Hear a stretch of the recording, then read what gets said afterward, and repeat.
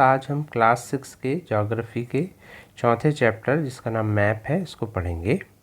हमने इससे पहले पढ़ लिया था कि ग्लोब जो है वो बहुत यूज़फुल होता है, परंतु ग्लोब तभी यूज़फुल होता है जब हम पूरी धरती का अध्ययन करना चाहते हैं। When we want to study the earth as a whole, but when we want to study only a part of earth, परंतु जब हम केवल पार्ट ऑफ अर्थ की स्टडी करना चाहते हैं, जैसे कि हमारे देश के बारे में, कंट्री के बारे में, डिस्ट्रिक्ट के बारे में, टाउन के बारे में, तो इसके लिए फिर ग्लोब उतनी हेल्प नहीं करता। फिर उसके लिए हमें मैप की स्टडी करना होता है। तो in such a situation we use map. अब मैप तो आप जानते हैं क्या होता है।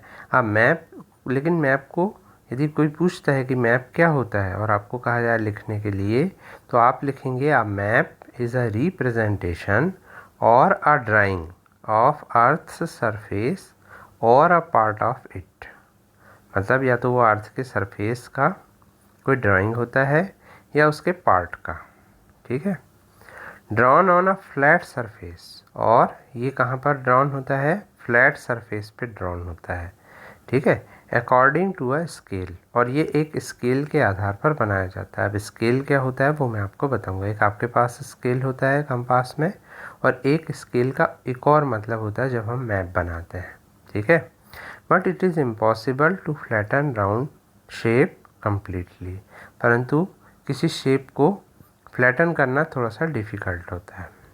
फिर जब बहुत सारे मैप एक साथ रख दिए जाते हैं तो उसे एटलस कहते हैं। आप लाइब्रेरी में कभी जाएं तो आप उनसे बोलें कि हमें एटलस दिखाइए, तो आपको पूरे वर्ल्ड का मैप मिल जाएगा, एक एक कंट्री का मैप मिल जाएगा। अब हर एक चीज़ के बारे में बारीकी से पढ़ सकते हैं कि कौन सी चीज़, कौन सी वेजिटेशन कहाँ मिलती है, कौन से जंगली जानवर कहाँ होते हैं। तो ऐसा पूरे मैप से आप पढ़ सकते हैं। तो उन सारे मैप का जो समूह होता है उसे एटलस कहते हैं। तो when many maps are put together we get an atlas. Atlases are various size measurement drawn on different scale. Maps provide more information than a globe.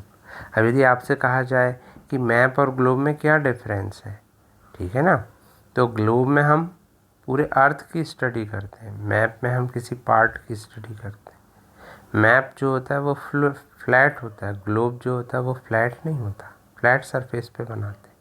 Map जो होता है वो ज़्यादा इन्फॉर्मेशन देता है ग्लोब से, ठीक है। ग्लोब में तो क्या होता है, हम एक बार में पूरा देख तो लेते हैं, लेकिन हम पूरी बारीकी से उसकी स्टडी नहीं कर पाते। They are of different type. Map different type के होते हैं, जैसे फिजिकल मैप। अब जब हम आपसे कहेंगे कि इंडिया का मैप लाओ, तो आप मार्केट में जाओगे तो आपको दो तरह के मैप मिलेंगे। एक मैप होगा जिसमें इंडिया का मैप तो होगा वो, लेकिन वो पूरा ब्लैंक होगा, उसमें अंदर कुछ नहीं बना होगा। और आप जाके बोलोगे कि सर हमको भैया हमको मैप देना ज़रा, तो वो आपसे पूछेगा कौन सा मैप, फिजिकल मैप कि पॉलिटिकल मैप। तो आपको ध्यान रखना है कि कौन सा मैप आपके टीचर ने बनवाया है।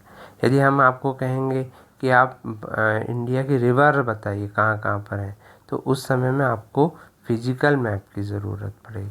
और यदि हम आपको कहेंगे कि बताइए स्टेट कहाँ कहाँ कौन कौन से हैं, तो फिर आपको पॉलिटिकल मैप की ज़रूरत होगी, जिसमें क्या होगा, हर स्टेट की का भी मैप में, मतलब इंडिया के मैप में हर स्टेट का भी मैप बना होगा, ठीक है ना। तो उसे कहते हैं पॉलिटिकल मैप। तो फिजिकल मैप भी मिलते हैं बाज़ार में, या फिजिकल मैप भी होते हैं। तो map showing natural feature of earth, जो नेचुरल फीचर ऑफ अर्थ बताते हैं, जैसे माउंटेन कहाँ है, प्लेट्यू कहाँ है, प्लेन, रिवर, तो इनको फिजिकल मैप और रिलीफ मैप भी कहा जाता है। रिलीफ का मतलब भी यही सब होता है। फिर ये देखिए आप, ये एक फिजिकल मैप है, मैंने आपको दिखाया। देखिए इसमें कहीं पर भी जो है अलग अलग स्टेट नहीं दिख रहे हैं, ठीक है ना। फिर आते हैं पॉलिटिकल मैप। जब सिटीज़ की, ऐसा map showing cities, town, village और डिफरेंट कंट्रीज़ को बताता है, एंड स्टेट्स ऑफ वर्ल्ड को बताता है। यदि वर्ल्ड का मैप आपको देखना है, पॉलिटिकल वो मिलेगा और फिजिकल भी मिलेगा, ठीक है ना। तो ऐसे मैप को पॉलिटिकल मैप कहते हैं, जिसमें सारे सिटीज़, टाउन, कंट्रीज़ दिखते हैं। अगले तरह के मैप होते हैं थीमेटिक मैप। कुछ मैप जो होते हैं वो स्पेसिफिक इंफॉर्मेशन, जैसे रोड मैप, रेनफॉल का मैप, तो ऐसे मैप को थीमेटिक मैप कहते हैं, जिनमें फॉरेस्ट का डिस्ट्रीब्यूशन बताया गया हो। ठीक है ना। तो ये जो होते हैं और इनको सुटेबल टाइटल भी दिया जाता है। फिर मैप के 3 इम्पॉर्टेंट कंपोनेंट होते हैं, ये आपको अच्छे से याद रखना है क्योंकि ये क्वेश्चन भी है और ये अक्सर पूछा जाता है। तो पहला होता है डिस्टेंस, दूसरा होता है डायरेक्शन और सिंबल। तो अब हम सबसे पहले लेते हैं डिस्टेंस। तो मैप जो होते हैं वो ड्राइंग होते हैं जो पूरे वर्ल्ड को और उसके part of it to fit on a sheet of paper, और we can say maps are drawn to reduce scale. अब देखिए वर्ल्ड के पूरा काय में दिखाते हैं, हम एक छोटे से पेज में दिखाते हैं, तो उनमें क्या होता है, हमको एक स्केल का पॉसिबिलिटी रखना पड़ता है। स्केल का मतलब होता है जो हम आगे, मैं अभी आगे आपको और अच्छे से बताऊंगा। स्केल का मतलब होता है, जैसे मान लीजिए हमको बताना है कि इंडिया और हमको बताना है कि ऑस्ट्रेलिया। ठीक है ना। तो यदि हमको वर्ल्ड मैप में उसको बनाना है तो हमको लगभग उतना ही मैप में डिस्टेंस दिखाना पड़ेगा जितना हम ओरिजिनल वो देखते हैं। तो जैसे मान लीजिए कि कोई 2 जगह हैं, उनके बीच में मान लीजिए 100 मीटर की दूरी है। ठीक है। तो आपको मैप में भी उसी हिसाब से स्केल लेना पड़ेगा। अभी हम इसको और अच्छे से समझेंगे। ठीक। तो ये जो रिडक्शन है वो बहुत केयरफुली करना पड़ता है ताकि जो डिस्टेंस है वो रियल दिखे। ऐसा ना हो कि बहुत दूर दूर दिखे। जैसे मान लीजिए आपके स्कूल से आपको मैप में बताना है कि आपके स्कूल से रेलवे स्टेशन 10 किलोमीटर है और आपके स्कूल से कोई पार्क है वो 20 किलोमीटर है। ठीक है ना। अब आपने मैप बनाया, हम मैप में आप दिखा रहे हैं, पता चला आपने इस ऐसा स्केल रख दिया कि स्टेशन ज़्यादा दूर दिखने लगा और पार्क पास में दिखने लगा। तो ऐसा नहीं होना चाहिए, स्केल एक होना चाहिए। ठीक है ना। फिर हम आगे बढ़ते हैं। तो therefore a scale is chosen for this purpose. Scale क्या होता है? Scale is the ratio between the actual distance on the ground and the distance shown on the map. ठीक। जैसे एग्जांपल में दिया हुआ है कि distance between your school and your home is 10 kilometre है।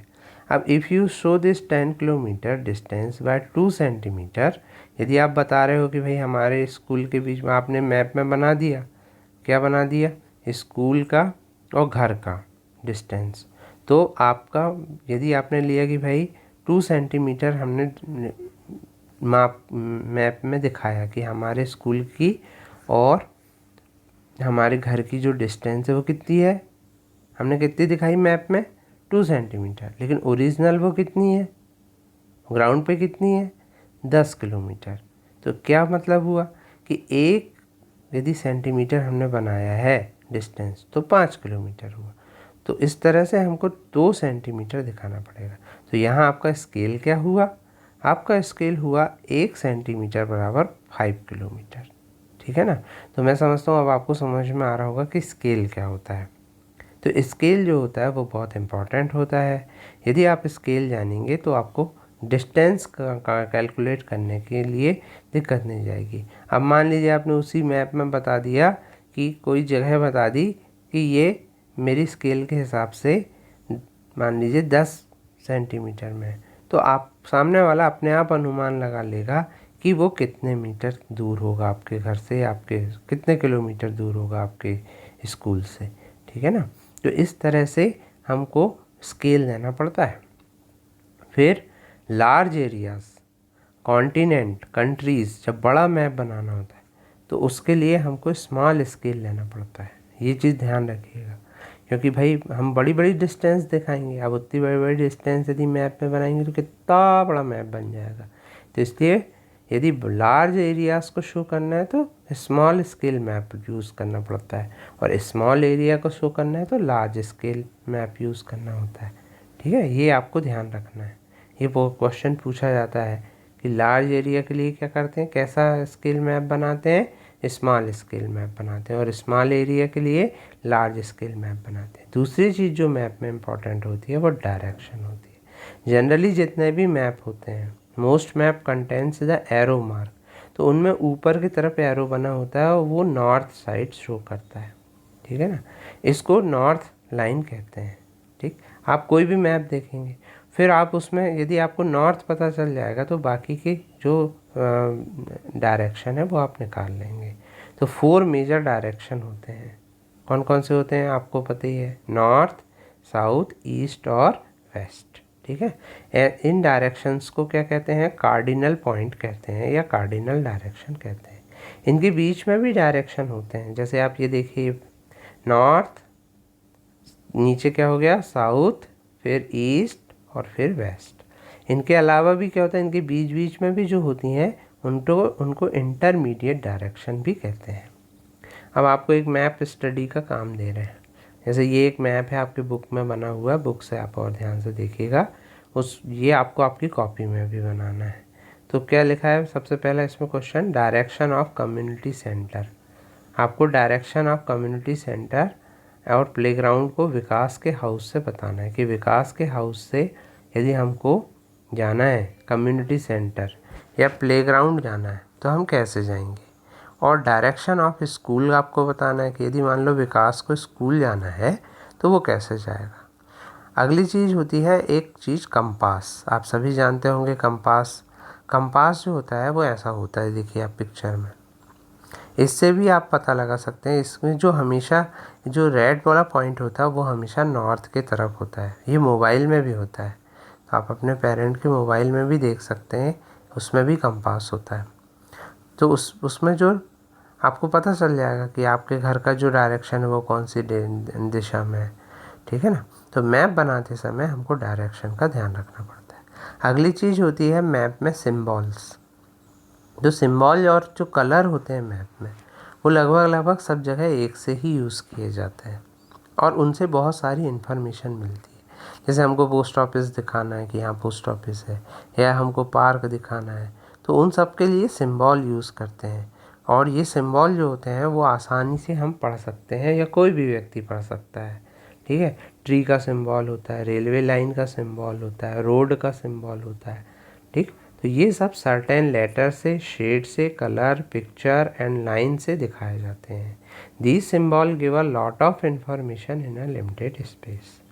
With the use of these symbols, map can be drawn easily and simple to read. ये देखिए आपकी बुक में दिए हुए हैं कि नदी को कैसे दिखाएंगे, कुएं को कैसे दिखाएंगे, टैंक को कैसे दिखाएंगे, पोस्ट ऑफिस को कैसे दिखाएंगे, मंदिर को कैसे दिखाएंगे, ठीक है, चर्च को कैसे दिखाएंगे, मॉस्क को कैसे दिखाएंगे। ये सब कन्वेंशनल सिंबल होते हैं, मतलब सब जगह इनको यूज़ किया जाता है। फिर इसके अलावा वेरियस कलर भी यूज़ किए जाते हैं। जैसे ब्लू कलर का के लिए यूज़ होता है वाटर को दिखाने के लिए, ब्राउन कलर माउंटेन को दिखाने के लिए, येलो प्लेट्यू को दिखाने के लिए, और ग्रीन कलर प्लेन को दिखाने के लिए होता है। फिर एक और मैप स्टडी है जो आपको आपकी कॉपी में बनाना है। देखिए आपकी ज्योग्राफी की कॉपी है ना, तो उसमें एक तरफ क्या होता है, कोरे पेज होते हैं। नहीं भी है तो कोई बात नहीं, एक तरफ का वाले जगह पर आप ये मैप वाला काम करिएगा और एक तरफ जो है क्वेश्चन आंसर वाला काम करिएगा। तो अब ये वाली भी मैप स्टडी करना है, इसके पहले भी एक अपन ने करी थी, है ना। तो इसमें भी क्या है, एक सुंदरपुर नाम का गांव है और उस पर हमको क्या है कि अब सबसे पहले तो ये बनाना है हमको, ठीक है ना। अपनी कॉपी में आप बना सकते हैं, इससे आपकी प्रैक्टिस हो जाएगी।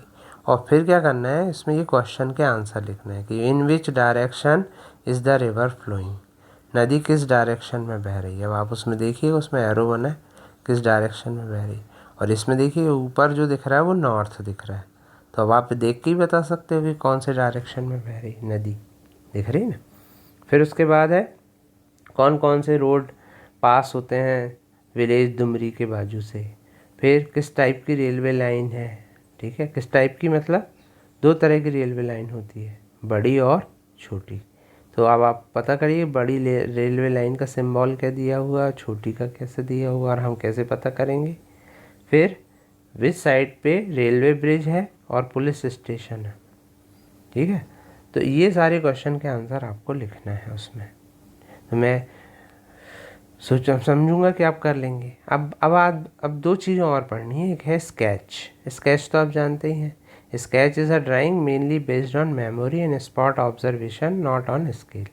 जैसे अब कभी कभी क्या होता है, जैसे आपका कोई फ्रेंड है, वो कहेगा कि भाई मेरे घर आना, अब आपको उसका घर नहीं मालूम, तो आप क्या करोगे, उससे कहेगा यार मैप बताना, फिर वो क्या करेगा, स्कूल से बनाना शुरू करेगा। देखो स्कूल से तुम यहाँ जाना, फिर यहाँ जाना, यहाँ जाना, तो उसमें कोई स्केल नहीं होगा, लेकिन क्या होगा, वो स्केच कहलाता है। ठीक है ना। तो ये जो है रफ स्केच जो होता है, इसमें कोई स्केल नहीं होता, इसको कहते हैं स्केच। इसी की तरह एक और होता है प्लान। प्लान भी जो होता है वो ड्राइंग होता है स्मॉल एरिया का लार्ज स्केल में। Large scale map give lot of information, पर there are certain thing which में समटाइम्स वांट टू नो। जैसे क्या होता है, मान लीजिए आपने किसी के घर का नक्शा देखा होगा, तो वो एक तरह का प्लान होता है, क्योंकि उसमें हर रूम का क्या दिया रहता है, साइज़ दिया रहता है कि यहाँ कितना बड़ा रूम रहेगा, क्या उसकी लेंथ रहेगी, क्या उसकी ब्रेथ रहेगी।